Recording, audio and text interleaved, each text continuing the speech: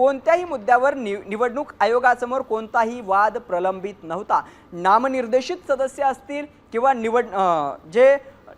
निवडणूक घेऊन नियुक्त केलेले सदस्य असतील, या दोन्ही मुद्द्यावरती कुठलाही वाद नव्हता असा मुद्दा जो आहे तो या ठिकाणी कपिल सिब्बल यांनी उपस्थित केला आणि अशा पद्धतीने कुठला वाद प्रलंबितच नव्हता। तर तुम्ही 2018 ची घटना लोकशाही विरोधी कशी ठरवू शकता असा सुद्धा युक्तिवाद, असा सुद्धा मुद्दा कपिल सिब्बल यांच्याकडून मांडला जात असल्याचं आपल्याला पाहायला मिळतंय।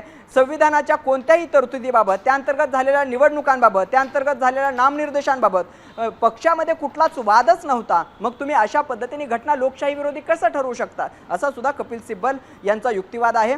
अधिकारांच्या कोणत्याही मनमानी वापराचा आरोप करणारी कोणतीही तक्रार, खरं तर 2013 मध्ये उद्धव ठाकरे यांच्याकडे पक्षाचं प्रमुख पद देण्यात आलं ज्यावेळेस बाळासाहेब ठाकरे यांचं निधन झालं। बाळासाहेब ठाकरे यांच्या निधनानंतर उद्धव ठाकरे यांच्या आधी पक्षाची धुरा आली।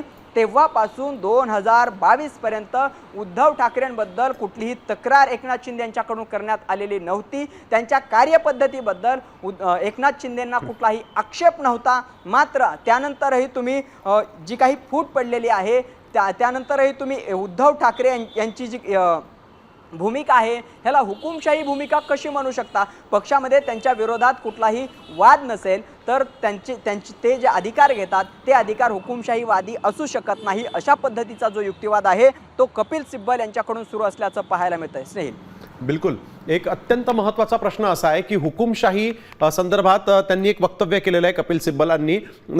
ही निवडणूक आयोगाने जे म्हटलंय की ही संपूर्ण घटना जी हुकुमशाहीवादी असल्याचं दिसतंय।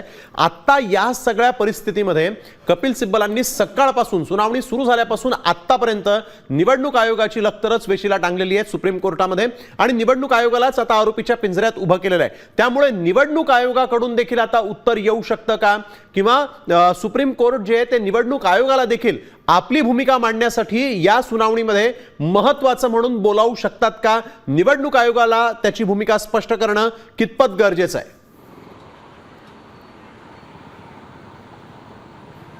नक्कीच स्नेहिल, या सगळ्या केसमध्ये सगळ्यात महत्त्वाचा मुद्दा जो आहे तो म्हणजे निवडणूक आयोगाच्या अधिकार क्षेत्रावर, निवडणूक आयोगाच्या कार्यपद्धतीवर, निवडणूक आयोगाने घेतलेल्या निर्णयालाच खरं तर या सगळ्या सुनील प्रभू विरुद्ध निवडणूक आयोग अशा पद्धतीची ही केस आहे। त्यामुळे निवडणूक आयोगाने घेतलेला निर्णय त्यालाच या निर्णयालाच ठाकरेंच्या वतीने चॅलेंज करण्यात आल्याचं आपल्याला पाहायला मिळतंय।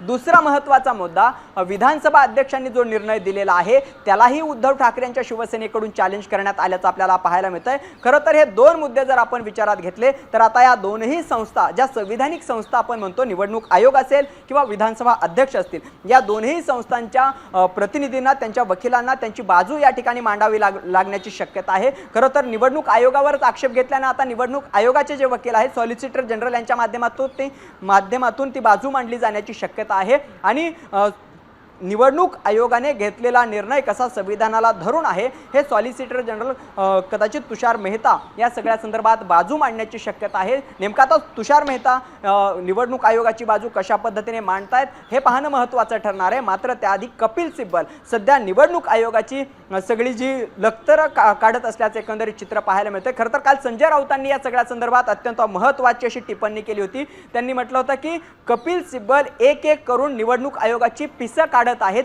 अगदी तशाच पद्धतीने सध्या निवडणूक आयोगाला सगळ्याच बाजूंनी खिंडीत पकडण्याचा प्रयत्न हा कपिल सिब्बल यांच्याकडून सुरू आहे। आता त्यावरती निवडणूक आयोग नेमके कशा पद्धतीने भूमिका मांडताय, निवडणूक आयोग कसं उत्तर देत आहे हे पाहणं महत्त्वाचं ठरणार आहे। स्नेहिल, बिलकुल एक महत्त्वाचं म्हणजे भरत, या सगळ्या याच्यात पाहायला मिळालं की शिवसेनेची जी रचना आहे त्या रचनेसंदर्भात देखील युक्तिवादात काहीतरी घडत असल्याचं कळत होतं। सिब्बलांनी शिवसेनेची जी पक्षीय रचना आहे किंवा नियुक्त्यांची रचना आहे त्यावर देखील आक्षेप घेतला होता का? या संदर्भात काही समोर येत आहे का?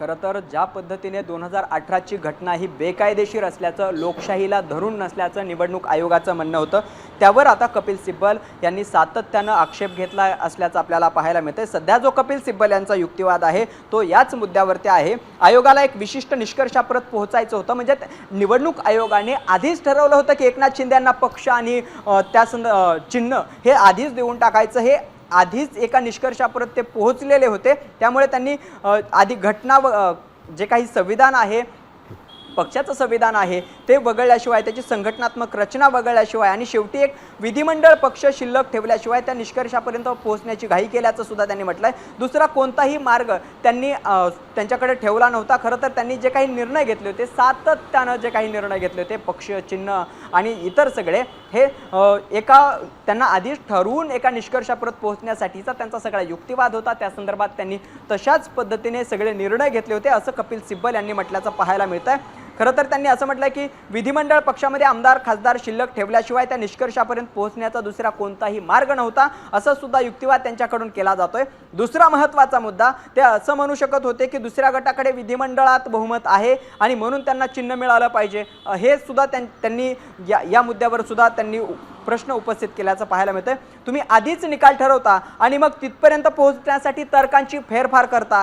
परिच्छेद 15 अंतर्गत अपेक्षित असलेल्या मूळ प्रक्रियेच्या हे सगळं विरोधात असताना तुम्ही असा निर्णय कसा घेऊ शकता, असा अत्यंत महत्त्वाचा सवाल आहे तो कपिल सिब्बल यांच्याकडून उपस्थित करण्यात आल्याचं पाहायला मिळत आहे. म्हणजे कपिल सिब्बल यांनी जो मुद्दा स्नेहल या ठिकाणी मांडलेला आहे तो अत्यंत महत्त्वाचा आहे की तुम्ही आधी निर्णय ठरवता आणि त्यानुसार तर्कांची, कागदपत्रांची फेरफार करता, त्यानुसार सगळ्या गोष्टी निवडता आणि तसा निर्णय घेता, एका निर्णयापर्यंत पोहोचता, असा युक्तिवाद कपिल सिब्बल यांनी या ठिकाणी केलेला आहे. त्यामध्ये त्यांनी परिच्छेद जो 15 निवडणूक आयोगासंदर्भातील, निवडणूक आयोगाच्या कार्यक्षेत्रासंदर्भातील हा परिच्छेद आहे, त्यावरती सुद्धा त्यांनी या ठिकाणी प्रश्न उपस्थित केलेला आहे. त्यांनी असं म्हटलंय की या तर्काचा अर्थ असा होतो की शहर प्रमुख आणि विभाग प्रमुख देखील अनिवार्यपणे निर्वाचितच असले पाहिजेत, असं एक प्रकारे तुम्हाला म्हणायचं आहे का, असा सुद्धा सवाल त्यांच्याकडून उपस्थित केला आहे. त्यानंतर प्रशासकीय रचना येते. त्यांनी आता खरं तर ही सगळी संरचनात्मक मांडणी केलेली आहे आणि त्यानंतर त्यात नामनिर्देशित नेते असतील, त्यानंतर निर्वाचित नेते असतील, यांची जी कार्यपद्धती आहे, त्यांची रचना जी आहे पक्षाची, ती मांडलेली आहे.